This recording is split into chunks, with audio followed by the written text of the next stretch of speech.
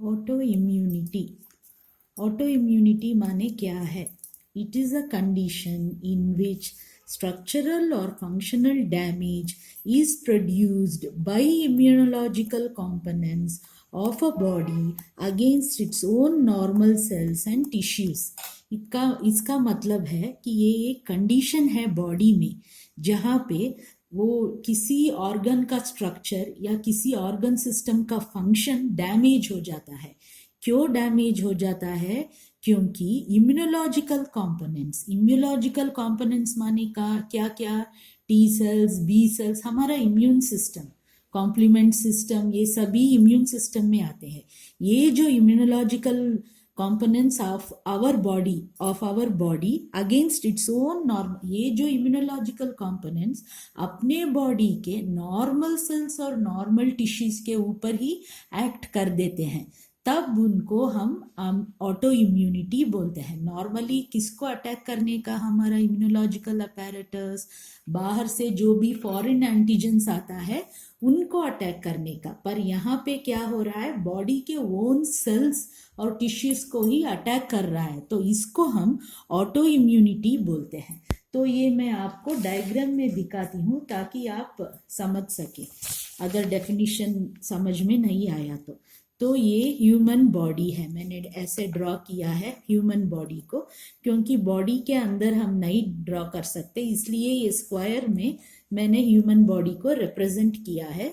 ये लिवर है, ये स्प्लीन है, ये किडनीज है।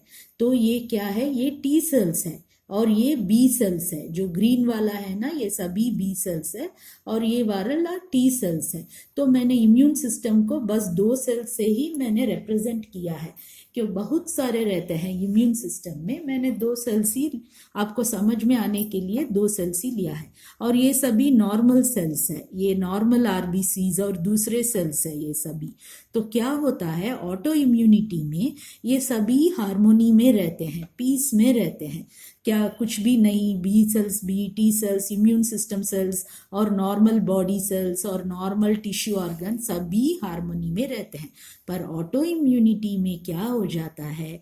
हमारा इम्यून सिस्टम, ये जो टी सेल्स बी सेल्स को मैंने ड्रॉ किया नहीं, वो हमारा बॉडीज ओन सेल्स को, ओन टिश्यूज को फॉरेन जैसा देखो यहाँ पे ये दोनों नॉर्मल सेल्स है, इसके ऊपर टी सेल ने इनको फॉरेन सोचा और उसने साइटोकाइंस रिलीज कर दिया और यहाँ पे ये दोनों सेल्स मर जाएंगे। ऐसे ही ये बी सेल यहाँ पे एंटीबॉडीज रिलीज कर दिया, ये एंटीबॉडीज लिवर सेल्स को भी अटैक कर रहे हैं, आरबीसीज को भी अटैक कर रहे हैं, दूसरे नॉर्मल बॉडी सेल्स को भी अटैक कर रहे हैं। यहाँ पे आप देख सकते हो, यहाँ पे भी किडनी के ऊपर अटैक हुआ है, नॉर्मल सेल्स के ऊपर अटैक हो रहा है। यहाँ पे देख सकते हो ये इम्यून कॉम्प्लेक्स आके किडनी को अटैच हो गया है।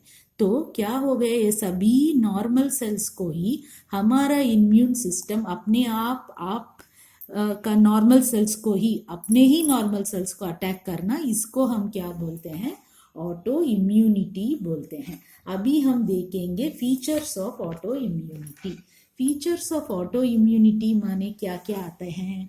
पहले इसमें आता है इंक्रीज ऑफ इम्यूनोग्लोबुलिन्स। इम्यूनोग्लोबुलिन्स माने क्या? Antibodies.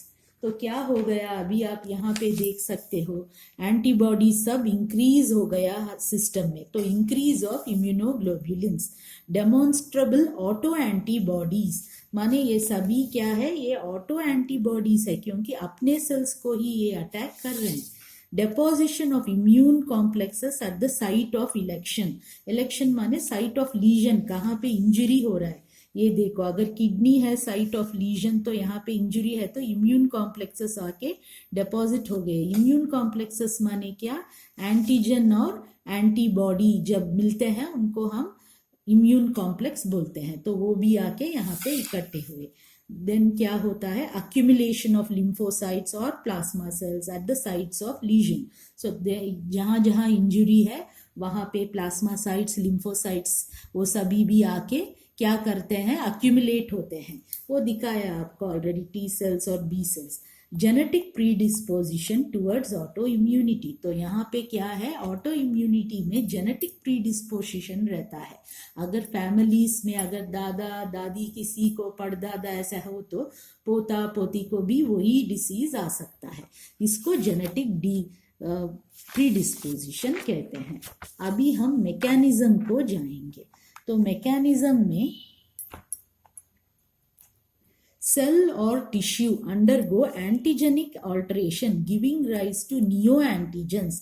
This alteration could be due to, यहाँ पे क्या बोल रहा है, नॉर्मल लिखने का ये जो अब तक जो नॉर्मल सेल्स या टिश्यूज है सडनली कुछ होने से वो चेंज हो जाते हैं नॉर्मल सेल्स या टिश्यू, तब उनको हम न्यू एंटीजेंस बोलते हैं। सो ये ऑल्टरेशन नॉर्मल सेल्स और टिश्यूज में कैसे आ सकता है, ये फिजिकल भी हो सकता है, केमिकल भी हो सकता है, बायोलॉजिकल भी हो सकता है।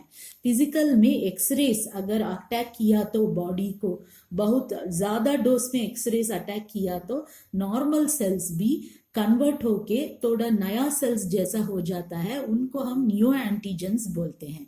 या बहुत हीट को एक्सपोज हुआ, बहुत कोल्ड को एक्सपोज हुआ, तब भी कुछ एंटीजेंस चेंज हो जाते हैं। ड्रग्स भी चेंज करते हैं, केमिकल्स हाइड्रोलाजाइन हैलोथेन भी चेंज करते हैं। बायोलॉजिकल वायरसेस, जब कुछ वायरसेस अटैक करते हैं हमारा नॉर्मल सेल्स को न्यू एंटीजन नया सेल जैसा बना देते हैं और बॉडी को वो न्यू एंटीजन माने न्यू एंटीजन जैसा लगता है। कुछ बैक्टीरियल एंजाइम्स भी ऐसे करते हैं, कुछ मिक्सो वायरसेस भी ऐसे करते हैं। तो आपको ये लास्ट अभी जो डायग्राम दिखाया वही दिखाती हूँ मैं। अभी ये जो क्यों अटैक किया है यहाँ पे, ये सभी क्यों टी सेल आके इसको अटैक किया है, क्यों बी सेल आके इनको अटैक, क्योंकि इनमें वो न्यू एंटीजेंस, इनमें वो कन्वर्शन हो गया एक्सरे से या वायरसेस से, क्या हो गया, नॉर्मल सेल्स कन्वर्ट हो गए न्यू एंटीजेंस को, तब ये एंटीबॉडीज या साइटोकाइंस ये सभी उनको अटैक कर दिया। नेक्स्ट हम जाएंगे दूसरा मैकेनिज्म क्या बोलता है, मॉलिक्यूलर मिमिक्री माने क्या, similarity. So it means molecular similarity. Here the external or foreign antigen is similar to the self antigen. माने foreign antigen माने दूसरा एंटीजन जब हमारे बॉडी में एंटर हो रहा है वो सिमिलर रहता है। कुछ बॉडी सेल्स हमारे वाले भी उसी के तरह दिखते हैं। तो जब ऐसे दिखते हैं क्या होता है, immune response and damage to cells and tissues. तो हमारा इम्यून सिस्टम क्या करता है, इसको फॉरेन करके तो आइडेंटिफाई करता है, पर इसी के शेप और स्ट्रक्चर में जो है हमारा नॉर्मल सेल उसको भी फॉरेन करके आइडेंटिफाई करता है और दोनों के ऊपर अटैक करता है। तो हमारा नॉर्मल सेल्स का भी अटैक हुआ और फॉरेन वाला वो सेल को भी अटैक हुआ, because there is a similarity in the peptide structure. क्योंकि वो फॉरेन सेल सिमिलैरिटी माने क्या, अभी हम लोग शेप में सोच रहे हैं हमें समझ में आने के लिए, पर एक्चुअल सिमिलैरिटी क्या रहता है, वो जो फॉरेन एंटीजन है उसका पेप्टाइड सीक्वेंस और जो ह्यूमन में कुछ सेल्स रहते हैं हमारा बॉडी में उनका पेप्टाइड सीक्वेंसेस सिमिलर रहते हैं पेप्टाइड्स, तो तब ये अटैक होता है। तो ये मैंने ऐसे दिखाया है डायग्राम में आपको समझ में आने के लिए। तो ये मॉलिक्यूलर मिमिक्री है, ये हमारा बॉडी है, लीवर है, स्प्लीन है, किडनी है, ये टी सेल्स है और ये बी सेल्स है, और ये येलो वाला नॉर्मल सेल्स ये आरबीसी है। आप देख सकते हो ये भी नॉर्मल सेल्स है, ये वाला शेप का सेल्स भी थोड़ा अलग सेल्स है, ये भी नॉर्मल बॉडी सेल्स ही है।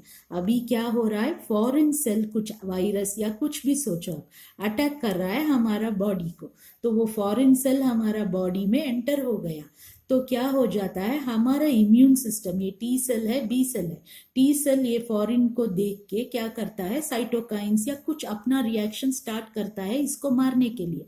पर हमारा ये जो सेल है ये फॉरेन सेल में सिमिलर है, तो टी सेल क्या करता है, इसको भी फॉरेन समझ के इसके ऊपर भी साइटोकाइंस का अटैक या कुछ अटैक कर देता है। ऐसे ही बी सेल्स भी antibodies against foreign cells release करते हैं, क्योंकि इसका शेप भी इसका जैसा है, इसका का ऊपर भी ऐसा अटैक हो जाता है।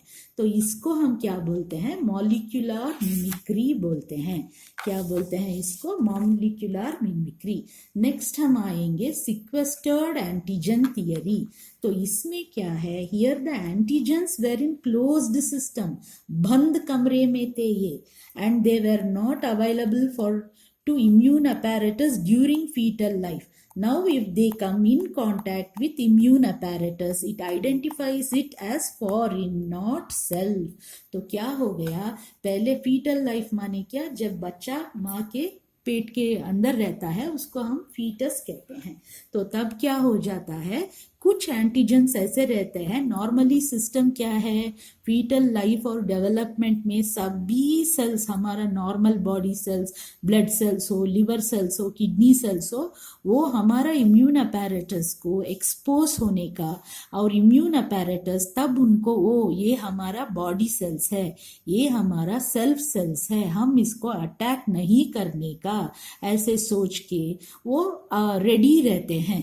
तो वो अटैक नहीं करते, पूरे जिंदगी में अटैक नहीं करते, क्योंकि वो रिकॉग्नाइज कर लेते हैं ये हमारा ओन सेल्फ सेल्स है, हम इसको अटैक नहीं करने का। पर कुछ ऐसा सेल्स रहते हैं जो फीटल लाइफ में क्लोज्ड सिस्टम में रहते हैं, वो इम्यून सिस्टम से कांटेक्ट में नहीं आते हैं, पर कुछ वजह से बाद में जब बड़े हो जाते हैं, कुछ वजह से, इंजरी के वजह से वो लीक हो जाते हैं सिस्टम में, तब उनको क्या कर देता है इम्यून सिस्टम, उसको पता ही नहीं ऐसा सेल भी एक था मेरे बॉडी में करके, तो वो उसको अटैक कर देता है। तो ऐसे अटैक करने से वो ऑर्गन कहाँ से वो आया है, वो एंटीजन, वो ऑर्गन भी अटैक हो जाता है और इंजरी हो जाता है। तो इसका एग्जाम्पल है लेंस। लेंस माने क्या, ये आंख में रहता है।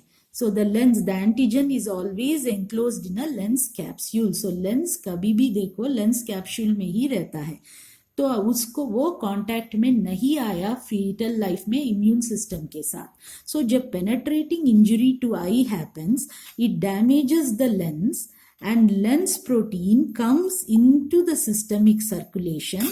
Immune system identifies it as foreign and produces action against the lens and damages the lens further. तो आप यहाँ पे ये डायग्राम देख लीजिए इसका, ये हमारा फीटस है, ये हमारा फीटस है। तो फीटल लाइफ में लिवर, किडनी, सब ये हमारा इम्यून सिस्टम, सोचो ये टी सेल्स है, ये बी सेल्स है, ये नॉर्मल सेल्स है, रेड और येलो, ये हार्ट है। तो ये सभी सेल्स हमारा इम्यून सिस्टम को एक्सपोज हुए हैं। इम्यून सिस्टम ये सभी सेल्स को सेल्फ सेल्स करके, सेल्फ एंटीजेंस करके रिकॉग्नाइज करता है और उसको हार्म नहीं करता। पर ये जो लेंस रहता है ना आंख में, वो लेंस कैप्सूल में ही रहता है, वो इन इम्यून सिस्टम से कांटेक्ट ही नहीं आता। बाद में जब बड़े हुए, आई को इंजरी हुआ, जब आई को इंजरी हुआ, ये लेंस का एंटीजन है, ये जो है ये सिस्टमिक सर्कुलेशन में एंटर हुआ, तब हमारा इम्यून सिस्टम क्या करता है, उसको पता नहीं ये सेल्फ एंटीजन करके, तो टी सेल ऐसे साइटोकाइंस रिलीज हो जाते हैं, नहीं तो एंटीबॉडी रिलीज कर देता है बी सेल करके, वो लेंस एंटीजन को वो मारने की सोचता है। पर ये लेंस एंटीजन कहाँ पे बहुत ज्यादा रहता है, आंख में बहुत ज्यादा रहता है, तो डायरेक्ट यहाँ पे वो साइटोकाइंस, एंटीबॉडीज, इम्यून कॉम्प्लेक्सेस सभी आके अटैक करके आंख को भी डैमेज हो जाता है। ये सिक्वेस्टर्ड एंटीजेंस है। अभी हम देखेंगे सिक्वेस्ट्रेशन इन टाइम। एक और थियरी है सिक्वेस्ट्रेशन इन टाइम। तो सिक्वेस्ट्रेशन इन टाइम में क्या होता है, इसका एग्जाम्पल है स्पर्म। तो आप 12th स्टैंडर्ड में पढ़े होंगे कि स्पर्मेटोजेनेसिस से हमें स्पर्म मिलता है, पर स्पर्मेटोजेनेसिस मेल ह्यूमन बॉडी में कब शुरू होता है, प्यूबर्टी में शुरू होता है। तो स्पर्म कब मैन्युफैक्चर हो रहा है, प्यूबर्टी में। तो तब तक फीटल लाइफ में नहीं था स्पर्म, तो वो इम्यून सिस्टम से वो उसका पाला ही नहीं पड़ा, तो इम्यून सिस्टम को मालूम नहीं फीटल लाइफ में।